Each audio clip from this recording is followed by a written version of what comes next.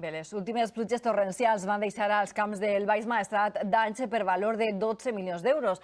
Afortunadament, entre els cultius menys afectats estan les plantes ornamentals, com la flor de Pasqua, que estava en plena floració. S'ha pogut salvar una campanya que arranca durant este pont.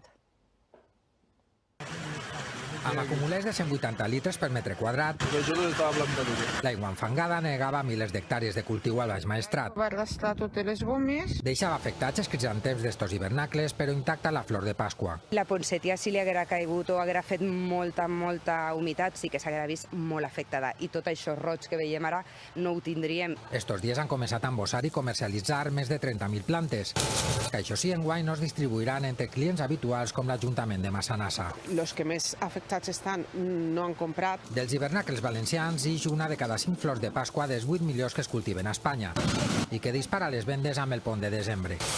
I enguany s'estrena una varietat adaptada a un Nadal que cada volta s'avança més, enrogeix abans i aguanta el color més setmanes. L'estat floral està més avançat amb la passada que l'actual, perquè el client poguera disfrutar molt més de la poinsettia a la seva casa. De nou, un element indispensable per alegrar l'època del Nadal. Una clienta va perdre la casa, 3 vehicles, esta setmana ha aparegut i molta alegria per ella, perquè està bé. Que ens alliberarà uns dies d'eixe multipresent color marró.